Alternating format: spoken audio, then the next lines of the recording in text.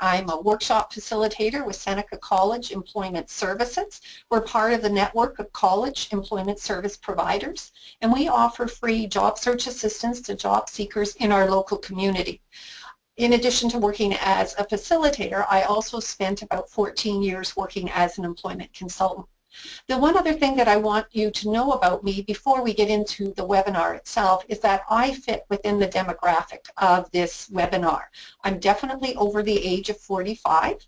I've been unemployed, I think, 6 times throughout my career. I even did a career change. So I really do understand the challenges that we mature workers face in the workforce and in our job search. So now let's get into the webinar itself.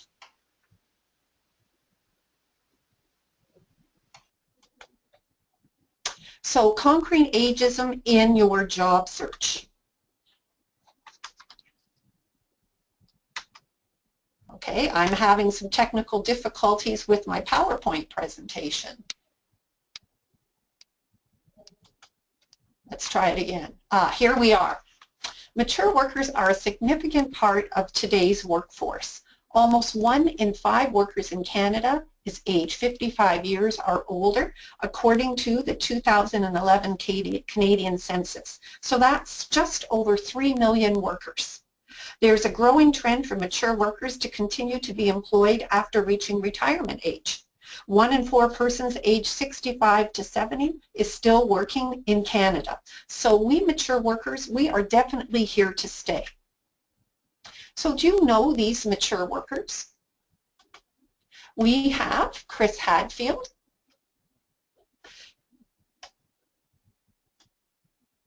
We have Chris Hadfield, who's 57 years of age, Canadian astronaut who's very well known.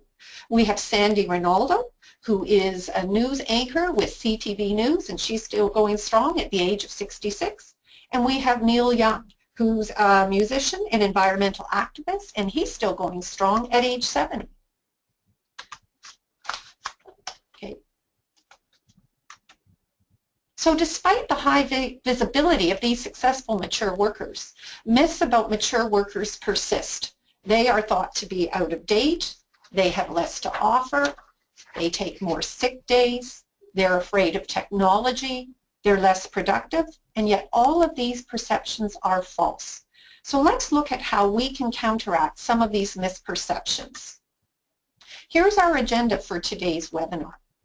First, we're going to look at assessing your ability to flourish in today's workplace. So I'm going to pose a series of questions to help you assess the image you present to employers and how you're doing with your job search. Next, we'll look at tips for creating an ageless resume, myths and facts about mature workers, mature worker advantages in the workplace and reasons to hire you, and some mature job seeker resources. So let's start with a spotlight on you, assessing your attitudes, knowledge, and skills, and how they impact your ability to flourish in the current workplace. So question number 1, do you know about the latest trends in your line of work, industry, or sector? When you're busy working full-time and you have a full life and lots of things to do when you get home at night and on the weekends, often we don't really have the time to really look at staying up to date in the trends in our sector or our line of work. And we do get a little bit stale. But when you refer to new developments in your industry or the latest industry software or equipment in your cover letter or in a job interview, you're immediately conveying to employers that you are up to date. So how do you find this kind of information? Well, one way is to Google to find association websites. For instance, you could Google administrative assistant and association, and that will take you to the Association of Administrative Assistants. Associations and sector councils exist to support people in those types of occupations or in that type of sector and provide information about the latest trends, equipment, and so forth. So by tapping into the power of an association or a sector council or other similar organizations, you're going to find lots of information to bring you up to date. You can research trends, you can view job postings, you can subscribe to newsletters, And many associations and sector councils will host local events that you can attend, which will give you the opportunity to talk to other people in your field. And that really is a bonus because that's part of your networking in your job search, and you may simply network your way into a job opportunity. You can also join groups on LinkedIn, and you can attend courses through these organizations. Sometimes the courses are free, sometimes there's a fee, but it's really kind of handy to be able to say in a job interview, I'm currently taking a course through the Administrative Assistant Association in Effective Office Management Practices. You are conveying that you are on the ball and that you are a continuous learner. When was the last time you evaluated your physical appearance, your style, and your wardrobe? How would you rate this aspect from a score of 1 poor to 10 perfect? Do you look up to date when you walk into a job interview? Our appearance has a huge impact on how we're perceived by employers. Is your clothing and your hairstyle out of date? If you walk into a job interview and you look like somebody's grandma or somebody's grandpa, that's how you're going to be seen. So now might be a good time to update your hairstyle or to update your interview outfit. So buy a new outfit that's sort of in line with today's fashion trends. If we look confident and up to date when we walk into a job interview, employers are going to assume that we are up to date. When was the last time you made a negative comment about the younger generation? This is easily done. I think all of us mature workers, we do this from time to time. And yet, how does this impact your attitude towards younger workers? And does this contribute to ageism? It's not uncommon for mature workers to be interviewed by individuals younger than themselves. And if we're constantly making negative comments about younger workers, this impacts our attitude, and we may very well carry this into the interview and not even realize that we're doing it. So it might be a good idea to try to stop this habit and to try to focus on the positive impact that the younger generation brings to the workplace. Question number 4. What have you done to update your job search skills? Job search has dramatically changed over the years. Are you familiar with the latest resume formats? Do you understand the strategy behind a good resume? Have you polished up your interview skills? Have you reviewed the typical interview questions used by employers these days? Have you worked to develop good networking skills? After all, 80% of jobs are never advertised, so networking can make all the difference to your job search results. If you're having difficulty finding work, it may be your job search skills and not your age that are holding you back. So I would suggest it's a good idea to tap into the resources available with your employment service provider, which is probably the organization that pointed you to this webinar. You can attend job search workshops to develop effective job search skills. You can attend more of our webinars. We'd be pleased if you could do that. There's online tools you can use. And I also recommend that you meet with an employment consultant to get some help with your job search. They are our job search experts, and they can guide you through job search step by step. Are you comfortable with technology? Technology shapes how we work and how we communicate with each other. It's also impacted how employers hire. As job seekers, we know we have to deal with online job postings and applications, and our resumes may very well be screened by applicant tracking software before a person actually sees them. In many cases, when employers contact us to invite us to a job interview, they don't make a phone call anymore. They send us an email. And I've had a number of clients tell me that they have had job interviews by Skype. So have you used, or are you comfortable or familiar with computers, laptops, and tablets? Do you use the internet? Do you send and receive emails? Do you know what a smartphone is? Do you have a smartphone? Do you send and receive texts? Have you ever used Skype for a video chat? Have you subscribed to a streaming service like Netflix and Crave to watch TV? And boy, have times changed. You can now watch a whole season of your favorite episodes of your favorite show without having to wait. Have you watched videos on YouTube? Have you ever used Snapchat, Pinterest, or Instagram? These are forms of social media that allow you to share pictures and ideas. Pinterest is almost like an online bulletin board, and you can go to Pinterest to find out how to make a great chicken pie or how to fix your snowblower. And in the morning, instead of pulling out your newspaper and getting your news that way, have you ever gone to a culture or news blog like HuffPost.com? Have you purchased music on iTunes? Have you ever subscribed to an online newsletter? The best way to combat the perception that mature workers are behind the times is to learn how to use these kinds of technology, or at the very least to become familiar with them. Computers, internet, and email use in particular are especially important because we know that they are essential tools in the workplace. If you've always worked in a warehouse, you're now going to find inventory control software that you need to use. If you've worked in the trucking industry, there's dispatch software and fleet management software. And of course, we see computers in medical offices, in hospitals, in our dental office, in our banks. We see computers in police cruisers. We find them everywhere. No matter what your line of work, it can be really helpful to get updated on the most recent versions of Microsoft Office.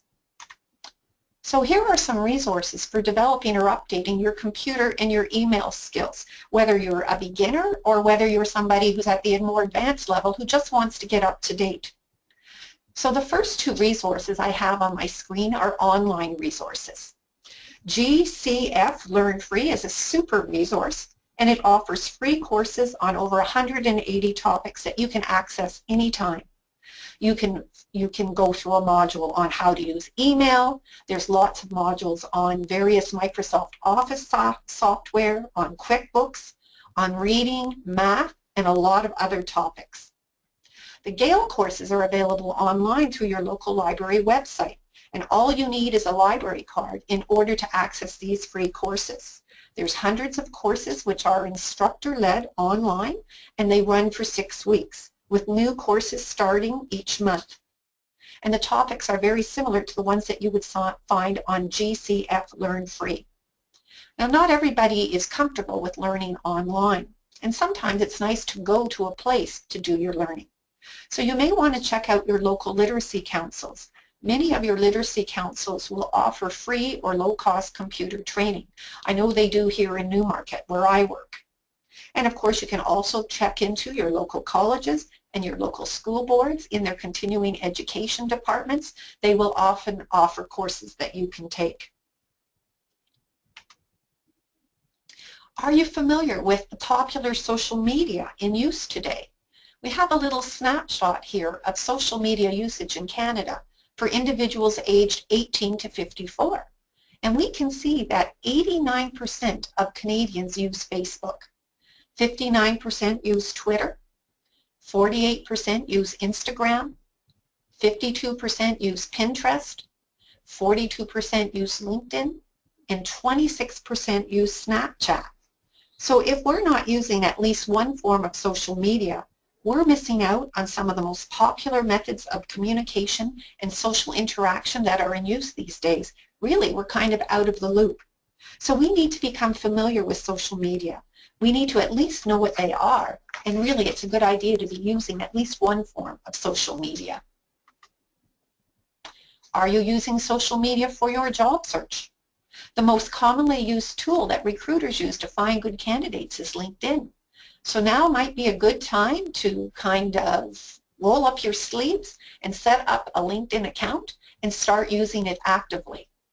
If you already have a Facebook account, does everyone in your network know what kind of work you do and that you're now seeking a new career opportunity? If you'd like to learn more about how to use social media, GCF Learn and Gale courses both have modules that teach you how to use many different forms of social media. And I like to think that learning keeps us young. Question number 6. When was the last time you took a course or upgraded your skills? Employers like to hire individuals who continually update their skills. If the education section of your resume shows little or no professional development since you earned your college diploma in 1992, then you appear to be out of date. So be sure to include any relevant professional development courses you've taken over the years. Even if you didn't receive a certificate, you still get credit for this training. And it's never too late to update your skills. You can brush up on your computer skills using some of the resources I mentioned a little earlier in this webinar. You can also take courses more related to your field or industry. You can take them through professional associations and industry organizations. You might also want to check out OntarioLearn.com. Ontario Learn. On Ontario Learn, all 24 of Ontario's publicly funded colleges give you access to college courses online. You can even earn a college certificate, which is exactly the same certificate you would earn even if you took the courses in person at the college itself. And an employer would never know whether you received your certificate online or in person.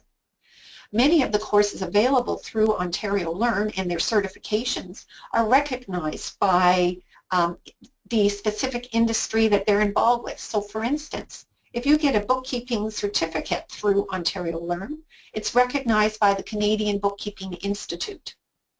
Another resource that you can tap into is lynda.com, and there are hundreds and hundreds of courses available through lynda.com, and some of them are very specific to particular fields or industries. For instance, if you happen to be a mechanical engineer and you want to brush up on SolidWorks drafting software, perhaps brush up on the latest version, you can find modules on SolidWorks on lynda.com. Lynda.com offers you a free 10-day trial, so you can try it out and see what you think. And after that, there's a monthly fee, and I think it's about $30 a month. But if you're making full use of all the courses available through lynda.com, then it would definitely be worth your while. So getting yourself updated is something that you can mention in your resume. You can mention that you have a course in progress, and you can mention it in a job interview as well. Question number 7. What are you doing to keep healthy and reduce your stress? A period of unemployment and job search can be an extremely stressful time in a person's life. It's a period of change that can be filled with pressures and uncertainty. So, what kind of measures can you take to stay positive? Here's a number of suggestions for you. First of all, it might be helpful to set a routine. When we're busy working full-time, we have a really busy routine. We've got our busy life, we rush out the door to work in the morning, we come home and we have 100 things on our list of the things we want to get done in the evening and on the weekends. But once you become unemployed, that routine is gone, and you tend to have a lot more time on your hands. But there's no rule that says you can't set a new routine for yourself. You might decide, okay, I'm going to schedule my online job search from 9 to 10:30 each day. Then I'm going to take a break and do a few other things and have my lunch. In the afternoon, I'm going to focus on researching employers that I want to contact directly to introduce myself. I'm also going to go to at least one job search workshop a week or attend one webinar. I might plan some time to go out and have some coffee with friends or contacts I've made, because that's an important part of your networking. So if you set your own routine, you are now in control of your job search, and you won't feel quite so much like a fish out of water. Get out of the house.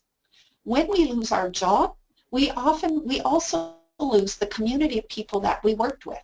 And if you work full-time, quite often you spend more time with your coworkers than you do with your own family. So when we lose our job, we're losing our connection with people that we saw every day.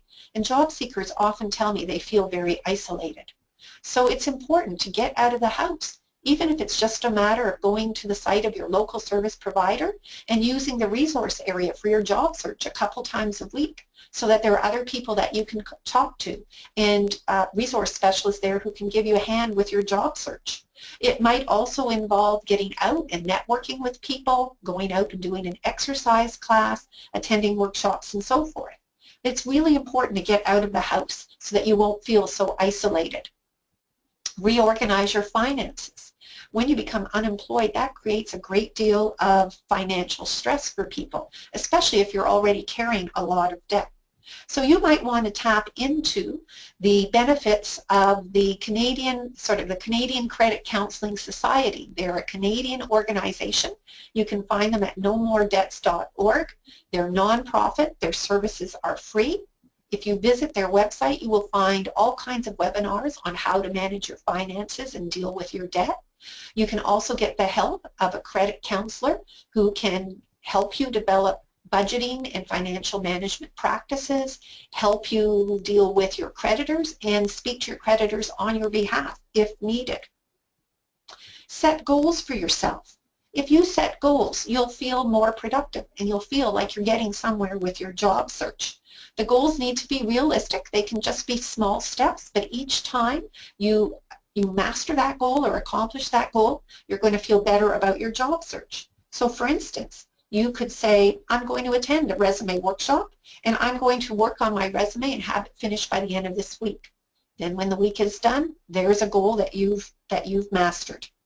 Then you can say, next week I'm going to write a cover letter and I'm going to start applying for jobs online.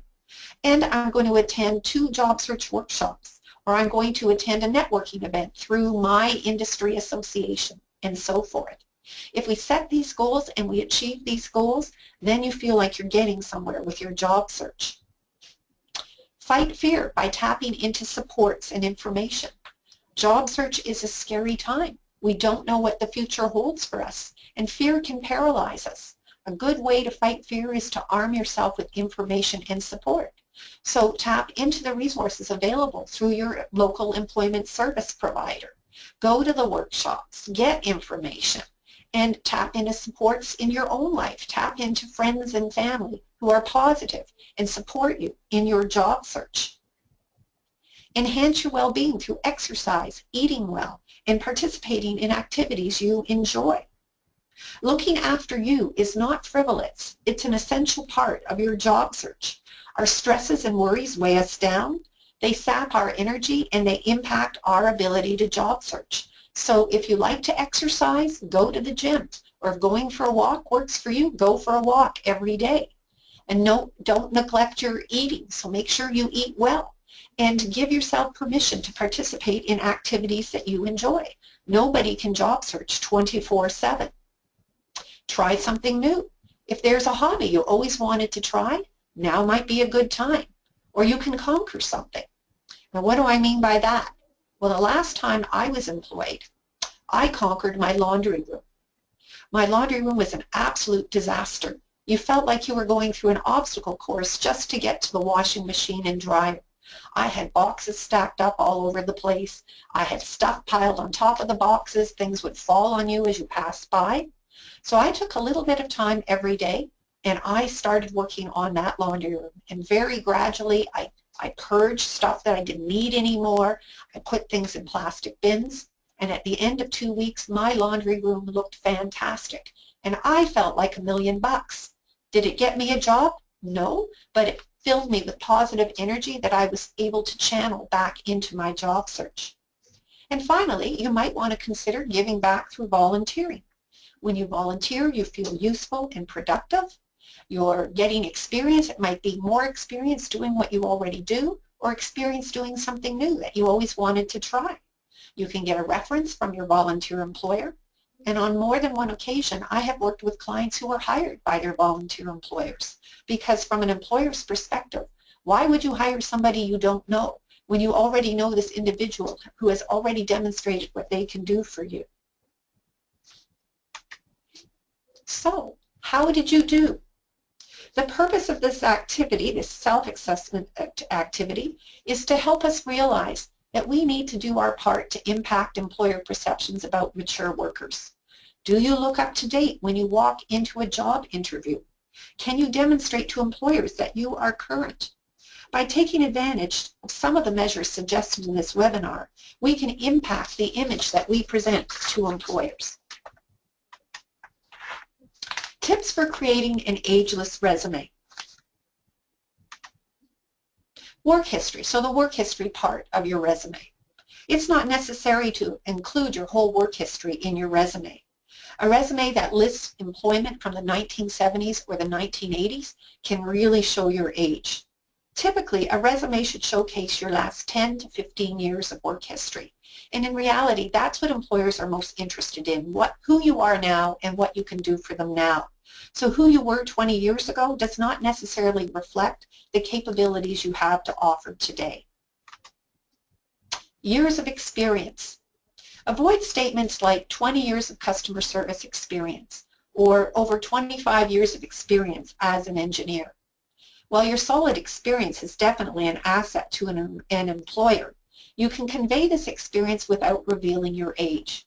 Try statements like, over 10 years of experience as. If you have 20 years of experience, it's still over 10 years of experience. Or extensive experience, or 15 plus years of experience. Education and training. Be sure to include any relevant professional development or courses you've taken over the years. Even if you didn't receive a certificate or a diploma, you still completed the training. It could be a half-day course you took on Microsoft Excel, or that one-day customer service workshop that your employer sent you to. All of these kinds of trainings do count, and you're demonstrating to employers that you have kept up to date with your skills.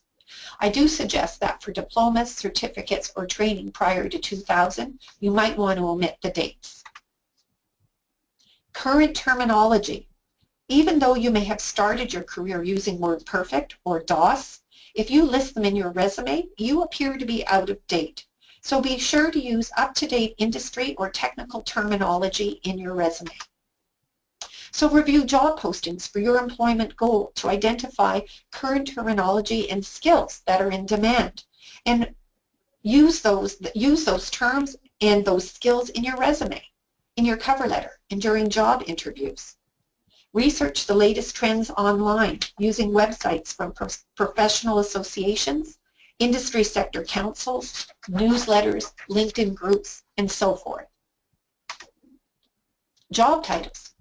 If you feel that you're being viewed by employers as overqualified, consider softening your job titles. And this is especially true if you find that you want to go down in levels of responsibility. Sometimes you just don't want to be the manager anymore.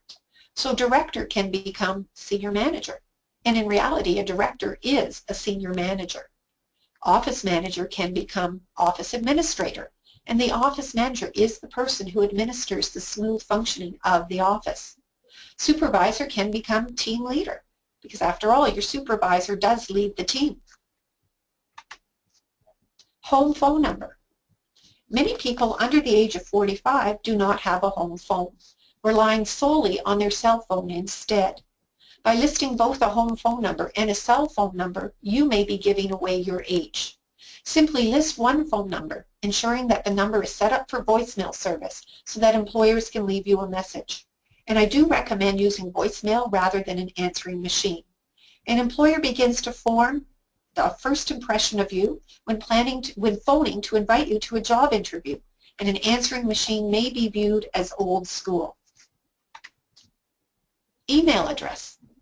Younger workers typically do not use email addresses provided by phone or cable companies like Sabbatical or Rogers. That's what their parents do. So try creating a new email address for your job search using a more universal email service like Gmail or Hotmail. And then once you're set up with the new email address or email account, make sure you check that email account every day so that you don't miss out on opportunities. You may also be able to access an email account through your school alumni or professional association, or even create your own domain name. So let's look at some myths and facts about mature workers. Myth number 1. Employees over 50 have more health problems and miss more work. Fact. Older employees actually take fewer sick days than younger ones. The UK Employers Forum on Age showed that 60-plus aged employees were happiest at work, while workers in their 30s felt the most workplace stress. So how do you handle this myth in a job interview? You can't openly quote these stats to an employer, but you can work some ideas and tidbits into your interview answers. Many job interviews start with the question, tell me about yourself, and that's a good opportunity. Of course, first you're going to tell the employer the things about you that make you a great candidate for the job. But then you could also talk about your excellent attendance record at your last job and that you were very rarely ever away from work. And if you're someone who likes to exercise and be fit, you can talk about how you enjoy running, you enjoy working out, or you enjoy going for a walk every day, and you like to be fit. If you're not able to work it into this question, try to work this in that you might be asked. Myth number 2. Employees over 50 can't keep up with new technologies, are set in their ways, and are less productive. Fact, not only did mature professionals keep up with changing technologies, seasoned employees recognize the importance of keeping up with their younger counterparts and are accustomed to a constantly changing work environment. Overview of the aging workforce challenges states that there is no significant overall difference between the job performance of older and younger workers. So in your job interviews, talk about how you use technology. If you're asked about your computer skills, instead of simply saying, oh yes, I have great computer skills, give examples. Talk about how you developed a series of Excel spreadsheets to track sales, to assist the sales team, or how you quickly learned to use new appointment booking software that your employer just introduced and you actually coached other staff. Myth number 3, employees over 50 want to be paid more, they aren't passionate and won't stay, increasing the already high cost of turnover. Fact, mature workers are inspired and passionate about their work by a margin of 28 to 43% over younger workers who are the most dissatisfied and least engaged in the workplace environment. Younger workers move more frequently, about every 18 months, increasing recruitment and training costs. So knowing that this can be an issue for employers, they may be concerned that you won't stay, or they may be concerned that you want to earn too much money. Put some thought into where you stand on these issues before you get to the job interview so that you're able to speak confidently. If, for instance, you're moving down a level and you know employers might have a concern about that, you might make a statement like, at this stage in my career, this is the kind of role that really interests me. And I'm very comfortable for the salary range that this role offers. Or if you're concerned that they might be concerned that you don't stay, you might say something like, my goal is to build a long-term relationship with my employer doing work that I really enjoy, and that's why I'm so interested in this position. And if you stayed for a good while with your past employers, emphasize how long you stayed with past employers. That's your track work. That's your track record. You like to stay and build your career with your employer. And finally, if you love your work, if you are passionate about your work, then tell employers that. Emphasize how much you enjoy it. If you can make these kinds of statements with confidence, you're building credibility with the employer and you are combating the myths. In fact, in summary, many businesses are recognizing that they can achieve a return on investment by courting older workers and putting their experience to work. Knowledge transfer is paramount to corporate success. Mature worker advantages. So where do mature workers shine?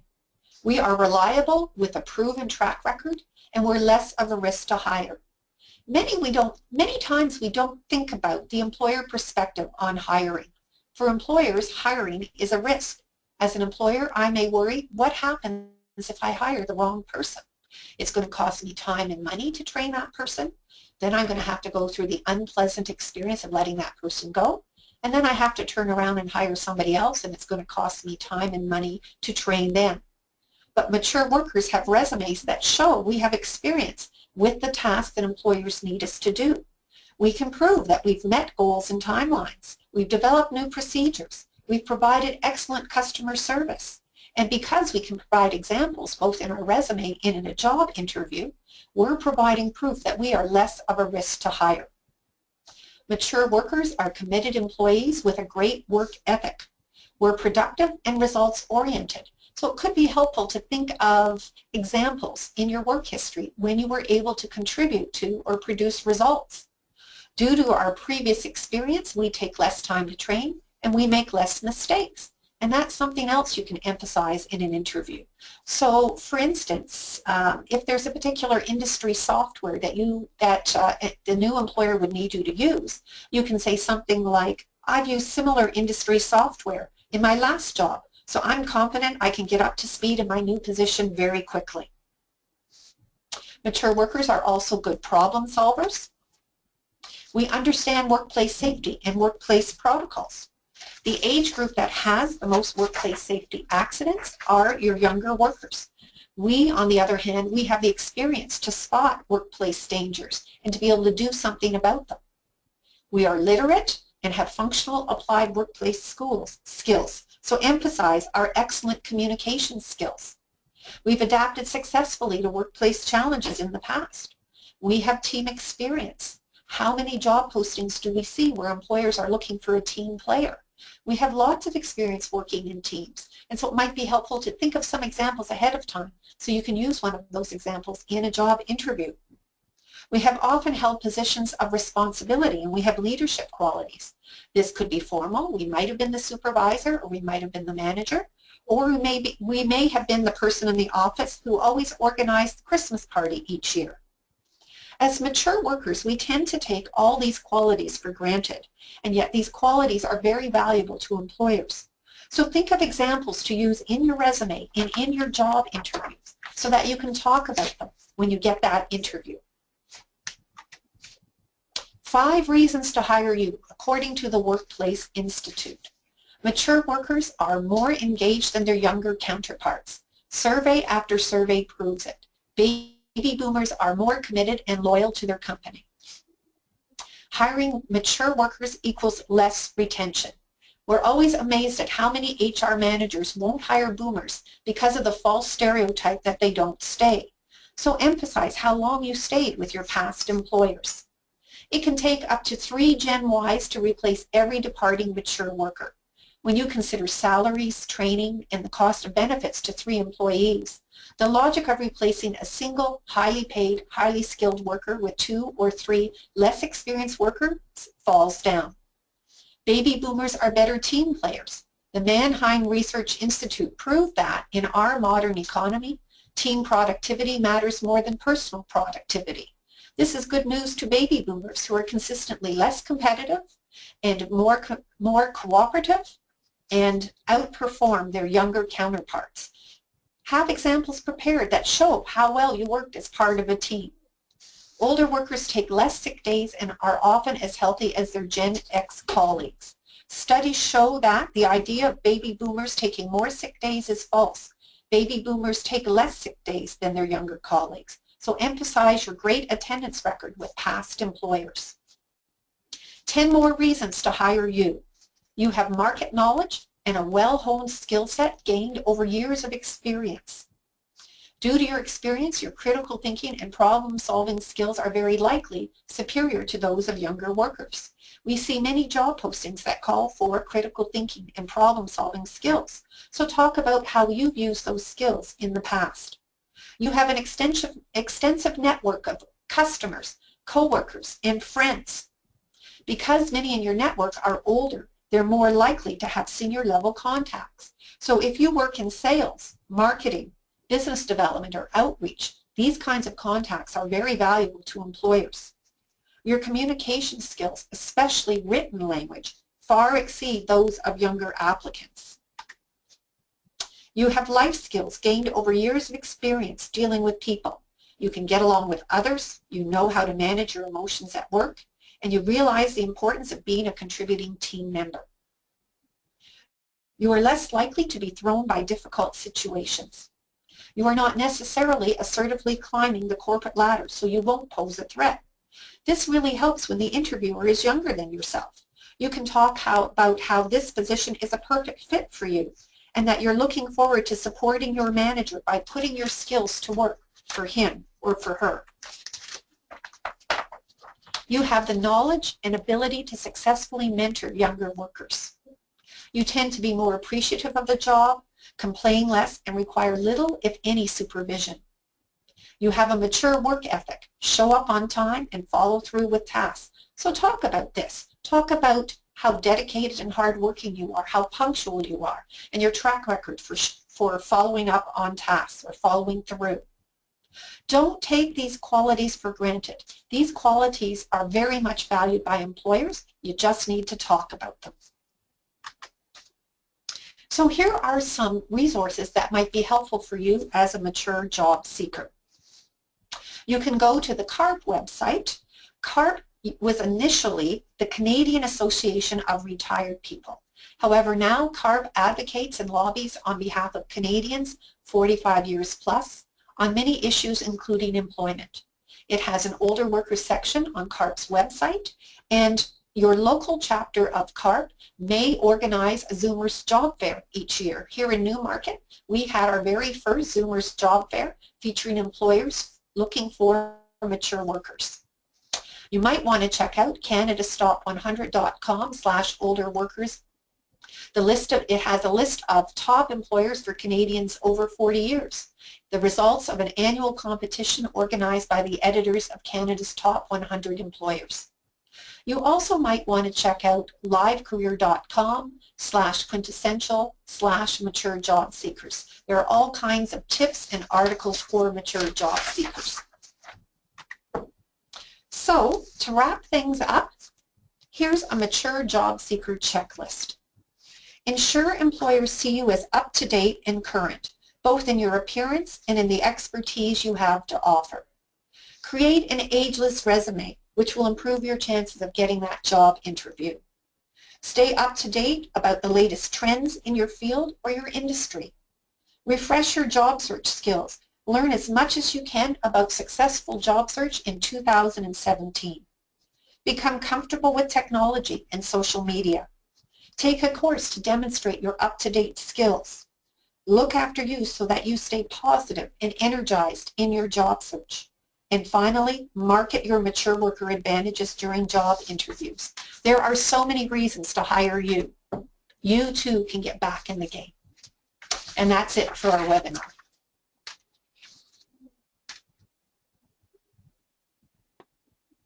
Michelle, can you hear me?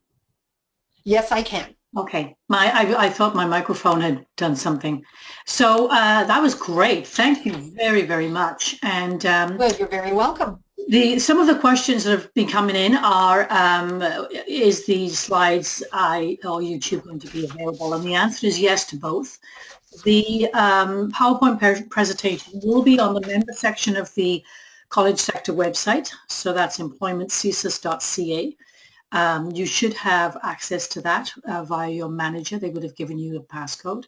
And then for the YouTube, in due course, it will be on the front page of our website. I have to have my webmaster do something on that, and we'll get that posted as soon as we possibly can. So those were the only questions that came in. Michelle, you gave so much information. This was awesome. I really, really appreciate you taking the time. We had a great. Well, I know it's a real concern for mature workers, and sometimes they feel like they have no control, but actually there is a lot we can do to counteract the myths that are out there. Yes, yeah, I think you're right. I think you're right, and I think you've given some great information. But and all I'm getting is excellent information, great information. So everything is very, very positive. There doesn't seem to be any questions because I don't think you left anything out. I think you well, said. Well, that's great. That means we've done our job then. Absolutely. You have done it, not me. Yeah, but no, that is very, very good. And I want to thank everybody for participating and listening. I may have one, just a second.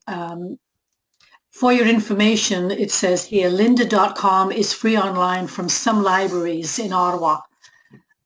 Good to know. And then can you email the information regarding getting our handouts on the slides? So let's see where Cindy, Cindy's not saying whether she's an employment consultant or whether she is. So Cindy, you might want to go back to your employment consultant. But we could send it to you in due course. So if Michelle, if you want to send me that. Another question? I'm sorry, what is it that you want me to email? You're going to send me the PowerPoint, right? Yes, I will do that today, Janet. People can ask me for it. So a couple more questions. Mm-hmm. How would you suggest on your resume to show how many years you worked for a company? Example, 1 year and 25 years. Okay, I'm not sure if I'm understanding. So if somebody has worked for a company for 26 years? Well, 25 years. What I'm reading is 25 years in one company and 1 year in another company. How would you show that on your resume? Okay, because you usually show the year you started working there and the year you finished. So one thing that I often find with clients is they may have worked for the same company, but they progressed upwardly, so they had a number of different positions. So I would show the last few positions you held with the company over the last 10 to 15 years, because quite often you haven't had the same position for the whole 20 or 25 years. So show the positions that you held over the last 10 to 15 years instead. Yeah, yeah. And then another one here is from the Linda is also available through the London Public Library. Now, it may be that those libraries are using lynda.com and not Gale courses. Yeah. But that's really good to know. Thank you very much for that. Yeah.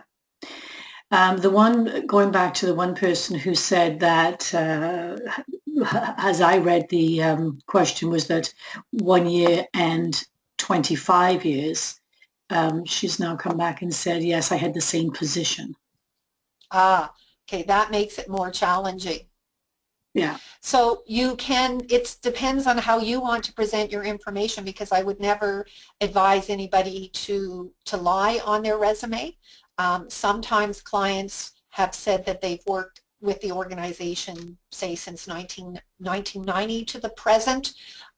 Even though they may have worked prior to there, they're just showing their work history with that company starting at 2000, because you're showing your last, so 2000 to 2017, for instance, because you did work for the company for that period of time. You may have worked for them prior to that, so that's one way of handling if you're comfortable with that.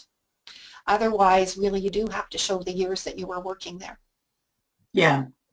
And that can be a little bit problematic. Another question that's come in, just give me a second, I gotta open this up a bit. I'm going back to working in an admin capacity after being in wellness and healthcare for the past 10 years. My professional development is in the area of wellness. How do I put this positively on my resume when I'm applying for an admin role? So if your professional development was in the area of wellness, were there any administrative components to that professional development that you can pick up on? I think it's still beneficial to show professional development, even if it's not an exact match for your goal right now, because it shows that you've kept yourself continually updated.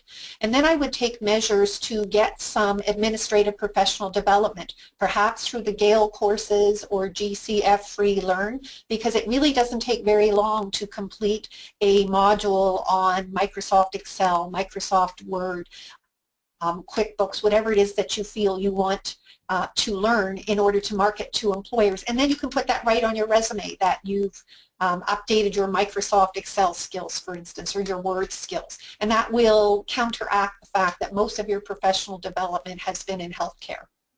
Yeah. Okay. So another question that's come in is, one may have some important qualifications like a PhD obtained maybe 20 years ago. How then can one avoid that fact with regards to the ageless resume? So obviously... In other words, you don't want to reveal the fact that you received your PhD 20 years ago. Yeah. So one way to handle it is to break the education part of your resume into two sections. And this is actually what I do with my own resume, because my Bachelor of Arts is quite rusty, as you can imagine. So I have a section on my resume that says professional development and training. And in that, I list all my recent professional development with the years, because I'm marketing the fact that I am current and up to date. Then I have a separate section in my resume that says education. And that is where I put my degree, and because it's a completely separate education, I don't put the years in. And it's not something that's missed, because it is a separate section.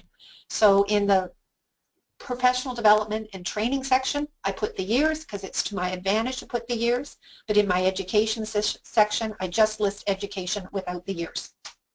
And hopefully that'll do the trick. Yeah, because maybe this ties in with this one. Another person has said, how do you feel about not putting dates on a resume? I would I would counsel somebody to always put dates on the resume, because I mentioned at the beginning that I'm a career changer. So my first career was banker, and I think like a business person as well as an employment service provider. And as a business person, if the years are missing, I get suspicious. So you really do need to include the years in your resume. It's just marketing the years in the best way that you can to show that you are current and up to date. Okay. Okay. So, and just one more, instead of showing you were a owner of a company, what would be better designation, like executive director, question mark? So if you're looking for work now, you don't want to run a business, then yes, it's better to give yourself a job title, because especially among mature workers, if you've run a business for a long time, as an employer, I might be concerned that you won't take direction from me. You're used to calling the shots for a long time.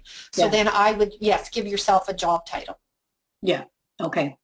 And this is an interesting one. Where would I get help to create a portfolio to help with my job search? So, I mean, I think that they need to go to an employment service office and get exactly that. However, I'm hoping it is one of the webinars I'm hoping to have create for September. If that's not going to help you right now. So I would go back to your local employment service office. Yes, I would agree. Yeah. Good plan. Yeah. So another question, if I only have high school, do I bother adding it in? Education level doesn't match job experience, which was senior executive. So I would market all the professional development that you've done that relates to your goal, because it sort of shows that you've done lots of stuff to keep yourself up to date. I would still keep your high school diploma, because for some employers that's a criteria for employment. If they don't see a high school diploma, they won't hire you. But I would really emphasize, I would maybe have two different sections, professional, like I said earlier, professional development and training, and market the heck out of all the professional development you've done over the years. Then have a separate section for education and just put high school diploma, the school, and don't put the year in. Yeah, okay, okay. And I think that's it for questions. And again, for those that do want a copy, please email me. Please send me an email. I think it's on here, and then I can, once Michelle sends it to me, I can forward you a copy. So if you could do that, that would be greatly appreciated. And there seems to be a few more other questions. No problem. Okay. Do you need to show high school when you have a university degree? No. If you have a university degree, you don't really need to, unless you're really coming down in responsibility. Say you're semi-retired and you want a job, you want a retail job, then I might not put my university degree on, I'd put my high school diploma on instead. It all kind of depends on your goal. Yeah, okay. Okay. And I think that's it. That was a flurry of great questions. So I think, again, people, please email me if you would like a copy of the PowerPoint. It will be on our website in due course, but if you need it immediately. And I'll email you the PowerPoint right away, Janet. That would be great. Okay. Well, thank you, thank you everyone for participating. Great dialogue, and thank you, Michelle. That was bang on. It was a really great webinar, and I appreciate everybody joining us, and hope you'll join us for more. Thank you much. It was my pleasure. Thanks. Thank you very much, everybody. Take care.